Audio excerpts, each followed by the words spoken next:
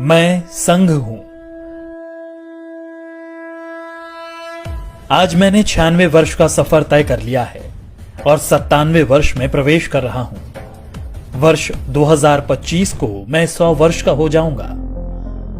वर्ष 1925 में विजयादशमी के दिन नागपुर में डॉक्टर केशव राव बलिराम हेडगेवार जी ने मुझे संघ रूपी जिस बीज के रूप में रोपा था, तब किसी ने भी नहीं सोचा होगा कि मैं एक वट वृक्ष बन जाऊंगा।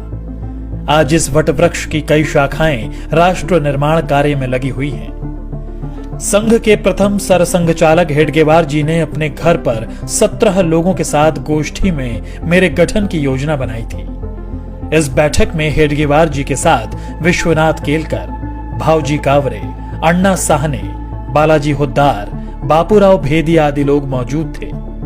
मेरा क्या नाम होगा, क्या कार्य होंगे, सब कुछ समय के साथ धीरे धीरे तय होता गया। उस वक्त हिंदुओं को सिर्फ संगठित करने का विचार था। यहां तक कि संघ का नामकरण राष्ट्रीय स्वयं सेवक संघ भी 17 अप्रैल 1926 को तय हुआ। इसी दिन हेडगेवार जी को सर्वसम्मति से संघ प्रमुख चुना गया, लेकिन सरसंघ चालक वे नवंबर 1929 में बनाए गए। मेरे नाम के अस्तित्व में आने से पहले 3 नामों पर विचार मंथन हुआ, जो थे राष्ट्रीय स्वयं सेवक संघ, जरीपटका मंडल और भारतोद्वारक मंडल, जिसके लिए बाकायदा वोटिंग भी हुई। नाम विचार के लिए बैठक में मौजूद 26 सदस्यों में से 20 सदस्यों ने राष्ट्रीय स्वयं सेवक संघ को अपना मत दिया, जिसके बाद मैं यानी आरएसएस अस्तित्व में आया। पिछले कई दशकों से लगातार देश के कोने कोने में संघ की शाखाएं लग रही हैं। हेडगेवार जी ने व्यायामशालाएं और अखाड़ों के माध्यम से संघ कार्य को आगे बढ़ाया था।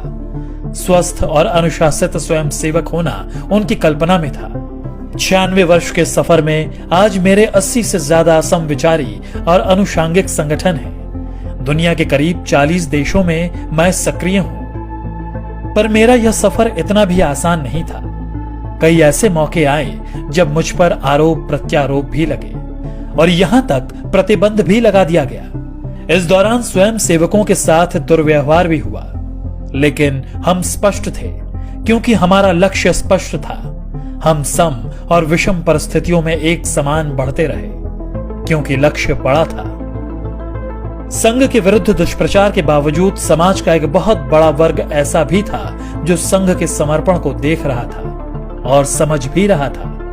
यही कारण था कि जिस परिवार को संघ के स्वयं सेवकों की मदद किसी न किसी रूप में मिली, वह सदैव के लिए संघ का हो गया। मैं तो अपने कार्य पथ पर अपने स्थापना के साथ ही निरंतर चलता रहा। आजादी मिली, लेकिन विभाजन की विभीषिका के रूप में दर्द भी मिला। रास्ते कठिन थे, मगर मैं रुका नहीं। अपने राष्ट्र और सनातन सुरक्षा के लिए मैंने तब भी 3000 कैंप्स लगाए और अपने बंधु भगिनियों के साथ चला। वर्ष 1962 में जब चीन ने धोखे से देश पर हमला कर दिया, तब मेरे परिवार के स्वयं सेवकों ने बखूबी अपना राज्य धर्म निभाया और जान पर खेलकर सरहदी इलाकों में रसद पहुंचाने में सेना की मदद की। इससे प्रभावित होकर तत्कालीन प्रधानमंत्री नेहरू ने 1963 में गणतंत्र दिवस की परेड में संघ को आमंत्रित किया। स्वयं सेवकों ने उस गणतंत्र दिवस की परेड में पूर्ण गणवेश के साथ भाग लिया और अपनी सादगी सात्विकता से सबको अवगत कराया था। इसके बाद वर्ष 1965 में पाकिस्तान से युद्ध के दौरान भी स्वयं सेवकों ने महत्वपूर्ण भूमिका निभाई। तमाम विरोध और सभी कठिनाइयों के साथ संघ अपने पथ पर निरंतर आगे बढ़ता रहा। आपदा हो या युद्ध, मेरा संकल्प भारत समर्पित। कभी 25 स्वयं सेवकों से शुरू हुआ संघ आज विशाल संगठन के रूप में स्थापित है। बिना स्वार्थ, तन मन धन से दिन रात राष्ट्र सेवा, मानव सेवा में स्वयं सेवक जुटे हुए हैं।